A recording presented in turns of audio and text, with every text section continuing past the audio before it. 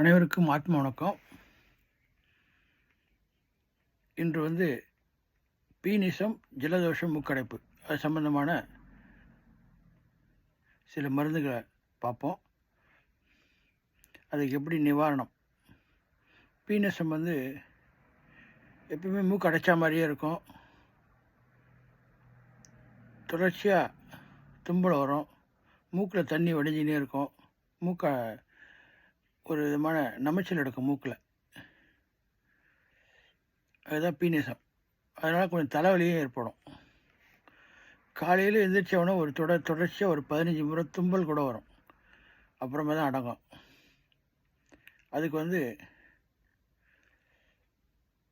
ஆத்ம ஞானகுரு சுவாமி சிவபிரகாசம் அப்பா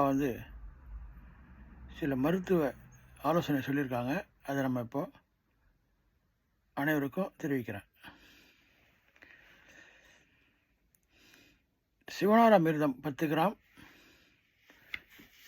கௌரி சிந்தாமணி செந்தூரம். கௌரி சிந்தாமணியே சொன்னாலே போதும், செந்தூரம்ன்றது தேவையில்லை, அது கருப்பாக தான் இருக்கும். கௌரி சிந்தாமணி 10 கிராம், கஸ்தூரி கருப்பு 10 கிராம், லிங்க செந்தூரம் 10 கிராம், பவழ பஸ்மம் 10 கிராம், முத்துசிப்பி பஸ்மம் 10 கிராம், தாலிச்சாதி சூரணம் 60 கிராம். செந்தூரம் எத்தனை கிராம் சேர்க்குறோமோ அதுக்கு ஈக்குவலாக சூரணத்தை சேர்க்கணும். ரெண்டாவது, செந்தூரமும் சூரணத்தை ஒன்றா கலந்து வச்சுட்டிங்கன்னா 4 மாதத்தில் கெட்டுடும். அதாவது இந்த 6 மருந்தை தனியாக வச்சுக்கிட்டு சூரணத்தை தேவைன்னும் போது கலந்து சாப்பிட்டீங்கன்னா அது நீண்ட நாளுக்கு சாப்பிட்லாம். ஒரு 5 வருஷம் 6 வருஷம் கூட வச்சுக்கலாம். ஏன்னா சூரணம் ஒரு 3-4 மாதத்தில் கெட்டுடும். செந்தூரம் கெடாது, சாப்பிடும்போது கூட கலந்துக்கலாம். ஆனால் இந்த காம்பினேஷன் பண்ணி வச்சுட்டிங்கன்னா ரொம்ப அருமையாக அந்த பீனிஸை சுத்தமாக சரி பண்ணும். இது மிக உயர்ந்த மெத்தட். இது தலைவலி, பீனிசம், மூக்கடைப்பு, ஜலதோஷம் எல்லாரும் இந்த மருந்தை கலந்து சாப்பிட்டு பயனடையலாம். இவைகள் ஒன்றா கலந்து 100 மில்லிகிராம் காலை மாலை தேனில் சாப்பிட்டீங்கன்னா மேற்கண்ட வியாதிகள்லாம் குணமாகும். இன்னும் இதற்கு துணை மருந்துலாம் இருக்குது. சீந்தில் சூரணம், சவணப்பிரகாச லேகியம், இத்திரிப்பல் கபீர், இத்திரிப்பல் ஜமானி, மாயுன் நஞ்சா, அகஸ்திய ரசாயனம், விருத்த லக்ஷ்மி விலாச ரசா அப்படின்னு இது தெலுங்கர் மருந்து. இது தமிழ் மருந்து, தெலுங்கர் மருந்து, ஆங்கில மருந்து, முகமதியர் மருந்துன்னு மருந்தில் பல பிரிவுகள் இருக்கலாம். ஆனால் எல்லாமே ஆதி சித்து மருந்தோடைய ஒரு பிரிவாக தான் இருக்கும். ஆதியில் சித்த மருந்து தான்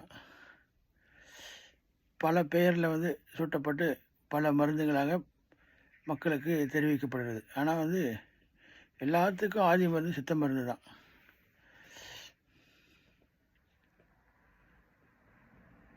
சித்த மருந்துனா ஞானிகளோட மருந்து. எல்லா மருந்தும் ஞானிகளால் உருவாக்கப்பட்டது தான். சித்தர்கள் ஞானிகள், அவங்களால உருவாக்கப்பட்ட மருந்து தான். அதனால் இது எந்த மருந்து இருந்தாலும் நம்ம நோய் குணமாகணும். எல்லாமே உயர்ந்த மருந்து தான். வெவ்வேறு இடத்துல தோன்றதுனால பெயர்களால் மாற்றப்பட்டிருக்கும் தவிர நம்ம மருந்துலாம் எல்லாம் ஒன்று தான். இதில் அளவு பார்த்திங்கன்னா அகஸ்தியர் ரசாயனம்னா ஒரு டீஸ்பூன் சாப்பிட்லாம். சவணப்பிரகாஷ் லேகியம் ஒரு 2 டீஸ்பூன் சாப்பிட்லாம். திருப்பல் கபீரம் ஒரு ஸ்பூன் சாப்பிட்லாம். திருப்பல் ஜமானி அதுவும் ஒரு ஸ்பூன் சாப்பிட்லாம். இந்த லேகியெல்லாம் ஒரு ஸ்பூனு, கொஞ்சம் மெலிஞ்ச உடம்பாக தான் ஒரு 1/2 ஸ்பூன் சாப்பிட்லாம். தேகத்துக்கு ஏற்ற மாதிரி நம்ம பக்குவமாக பார்த்து சாப்பிட வேண்டியது தான். தலைமுழுகும் தைலம் பார்த்திங்கன்னா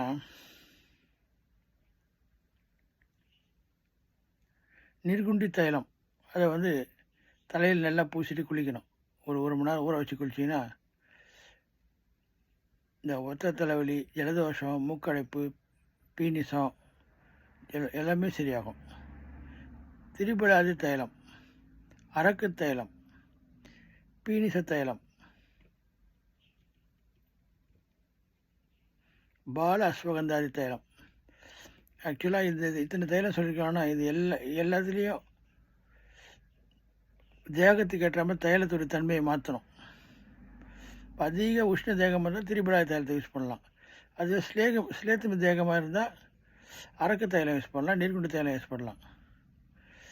வாத உடம்பு சம்மந்தமாக பீனிச தைலம் யூஸ் பண்ணலாம், பால அஸ்வகந்த தைலம் யூஸ் பண்ணலாம். ஆனால் அந்த தேக மாற்றத்தை பார்த்து அவங்களுடைய உடம்புக்கு ஏற்ற மாதிரி அவங்களுடைய நாடியை பார்த்து தான் தரணும். இந்த மருந்துகளே பார்த்து நான் சொல்கிறேன், எல்லாருக்கும் இது ஒரே மருந்து கொடுத்துட முடியாது. அதனால தான் ஒரு நோய்க்கு பல மருந்து சொல்கிறேன். அவங்க தேகத்துக்கு ஏற்ற மாதிரி அவங்க எந்த நாடி அதிகமாக அவங்க உடம்புல இருக்குது, இவங்க வாயு தேகமாக, பித்த தேகமாக, சிலேத்தியம் தேகமானு பார்த்து அதற்கேற்ற மாதிரி தான் மருந்தை கொடுக்கணும்.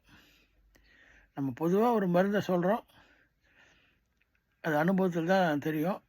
இருந்தாலும் நம்ம தெரிவிக்க வேண்டிய கடமை சொல்லிடுறோம். மீண்டும் நம்ம அடுத்த பதிவில்